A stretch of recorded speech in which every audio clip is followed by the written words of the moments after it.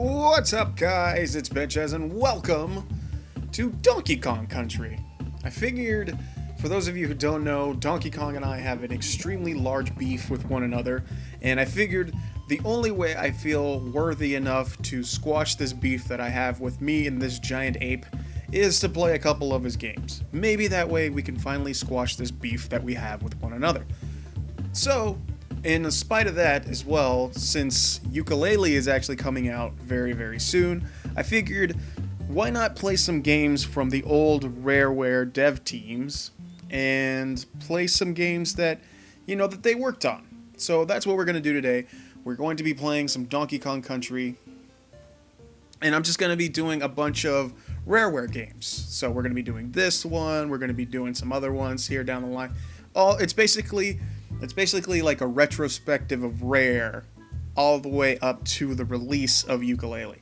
So hopefully you guys enjoy it, and hopefully you guys have some fun with it. So let's get started. I'm not going to turn this into like a series, but we're just going to play a couple of different Rare games in preparation for Yooka Laylee. Because I mean, it's technically not a Rare game, but it's made from a lot of the guys that worked on these kind of games. So that's what we're gonna do. And it's another good way for me to just like kind of reminisce and think of the good old days when I had my Super Nintendo, which I am playing on right now. I'm actually playing this on my Super Nintendo. Just remembering how cool this game felt when I first saw it, man. Like, I remember very, very clearly when this game came out. Like, the main thing that I think everybody talked about when Donkey Kong Country came out was just, like, the graphics of the game. People's minds were, they were exploding how good this game looked. Because they didn't think, like, there were any other games out there that even came close to looking the way Donkey Kong Country did. It's like, it had, like, pre-rendered backgrounds, 3D character sprites. It was a huge deal. And Nintendo was the only one that did it.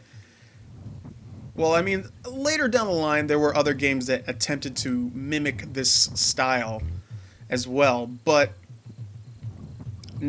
pretty much the best way to look at it is that Donkey Kong Country did it first, they did it the best, and not only that, this game, let me tell you, has probably one of, if not the most memorable soundtracks in a video game.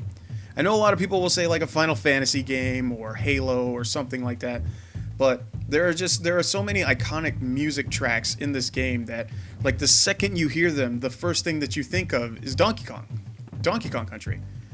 It's just like you got stuff like the bonus music, you have stuff like Aquatic Ambiance. There's just so many good tracks in this. That's another reason why I'm doing this, like, Rareware Retrospective play series before Yooka Laylee comes out. Because a lot of the music in Yooka Laylee is done by a lot of the guys that did the music for this. Like Grant Kirkhope and David Wise. So, there's a plenty of reasons for me to want to do this. Plus, these games are just good. Like, there's no other easier way to say that than that. Like, these games are just good. And who am I to deny myself of playing some really good games? Like, that's just a given, right? But yeah, I do remember this. I do remember buying, because here's the thing, like, I didn't actually have Donkey Kong Country when it came out. I didn't have it. I actually missed out on getting Donkey Kong Country because it was like that weird thing when you were a kid. When you were a kid, like, well, at least when I was growing up, you were only allowed to have like one game a year. And when I got my Super Nintendo, it came with A Link to the Past. So that was like my game for the year. I literally had to only play that game for the year until I could get another one, which was fine. But I would always go over to like my friends or like my cousin's house who had a Super Nintendo, and they would have Donkey Kong Country because there were some Super Nintendo bundles out there that came with Donkey Kong Country. And I remember just playing it. It was the first level. It was the first level of the game.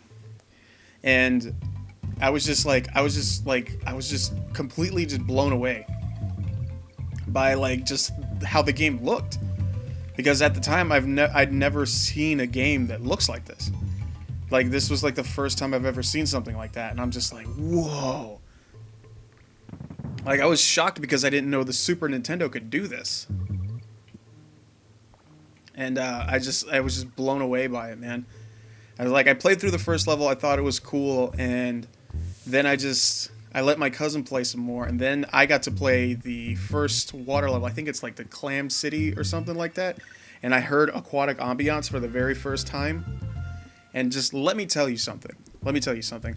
I'm actually not going to say a word during this part of the level. Or it's Coral Capers. There you go. It's Coral Capers. I'm not going to say a word. I'm just going to let you guys listen to the music, because it's that good.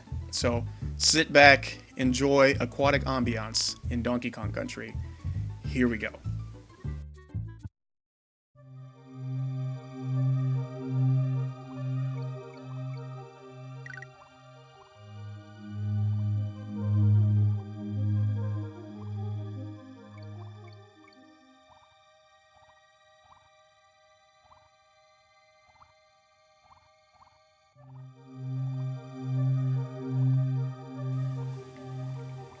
I know I wouldn't say much, but I really, really like this level, and this music track is amazing.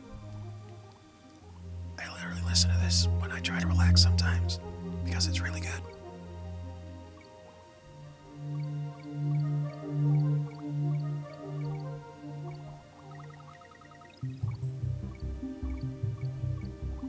Also, I'd like to point out that David Wise is a freaking genius, because he pushed the Super Nintendo's sound capabilities in order to make this music, and it came out really, really good. So, thank you, David Wise. You're a freaking genius.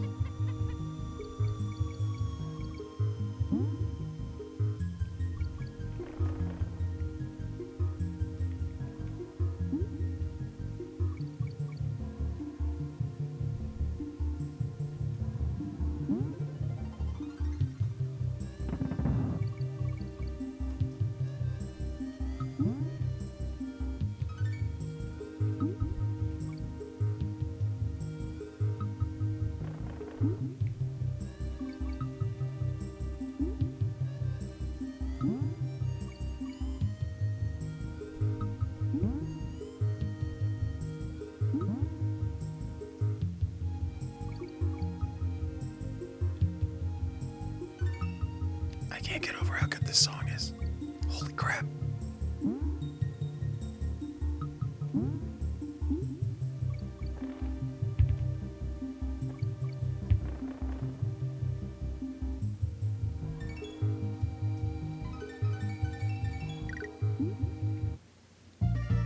Woo-wee! God, I love that level, man. I love anytime I get to hear that song. Just, God dang it, that game. That song is so good. You can see why I like Donkey Kong Country 1 and Donkey Kong Country 2. Again, because I don't have anything against. I have nothing against Donkey Kong Country 3. I have nothing against it. The only real problem I have with it is that the music wasn't done by David Wise. That's the only thing. That's like a huge factor of this series that is missing. That's missing a great deal. It's like it's such a big part of Donkey Kong Country, and the fact that it wasn't in the third one, it didn't feel right. Like, the gameplay itself was pretty subpar. It was normal, but it didn't feel like a Donkey Kong Country game. It's kind of like I don't know if you guys played Donkey Kong Country Returns on the Wii, which, don't get me wrong, fantastic game, phenomenal game, but the music just didn't feel right, and that was a big reason why. Now, Donkey Kong Country Tropical Freeze, that fixes the problem. I fell! Dang it! Anyway, but yeah, because David Wise actually came back to do the music for Tropical Freeze, which is another reason why Tropical Freeze probably has one of my absolute favorite soundtracks in a game in a long, long, long time. It's just, the man has a way of capturing music in a fabulously beautiful, beautiful way. And yeah, man, just there's something about this game that there are things about this game that I love, and there are things about this game that I don't know if I'm a huge fan of. Like, one of the things I love is the fact that the soundtrack for this game is amazing. One of the things that I don't know if I love or hate or just kind of think it's funny that it happened was the Donkey Kong Country animated show. God dang it, I fell off the same part again. But yeah, I don't know if you guys remember the CG animated Donkey Kong Country show that was animated very, very poorly. Very poorly. And it had musical numbers in every episode. And it's the base set for a lot of memes to come out. Like the whole "I'll shower you in coconut cream pies," calling Dixie dicks all the time. The fact that for some reason Donkey Kong sounded Latino. I don't know why. He had an incredible singing voice, though. I'll give him that. I'll give the singing oh my god! The singing voice actor for Donkey Kong, incredible singing voice, incredible. Just they were animated so weird. They looked really weird. Like Donkey Kong's tie was really, really tiny for some reason. Like Diddy Kong looked kind of like an alien. I think honestly all of them kind of look really weird. Like their mouths were not synced up properly to the voiceovers. And it's just like, I watched every episode. Oh my god! But yeah, like I say I hated it and I didn't like it, yet I watched every episode. I even had some VHSs for you young kids out there. I had VHSs of Donkey Kong Country because of the crystal coconut, blah blah blah blah blah.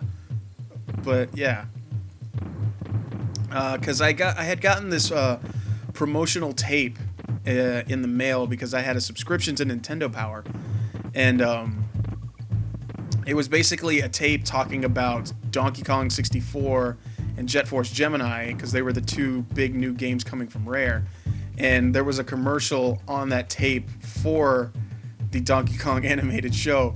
It's like, based on the very popular Nintendo game, and I'm just like, cool. It's not very good though. But yeah, it's a good time, man. It's one of those things that is like, it's not great, but you still watch it just for a few random little giggles here and there. But you gotta love it somehow, man. This is a beaver. I just beat up a beaver. There you go. So I think that'll do it for the first episode of the Rareware Retrospective, and that was Donkey Kong Country. So I think in the next one, I think we'll do some Battletoads. Like, I've already done the Battletoads arcade, but I'll actually do the actual NES Battletoads. So stick around for that, guys. We're gonna keep going this up until the release of Yooka Laylee. So I hope you guys enjoyed this. This was Donkey Kong Country. I've been Benchez. I love all your faces. I'll see you next time. See you later.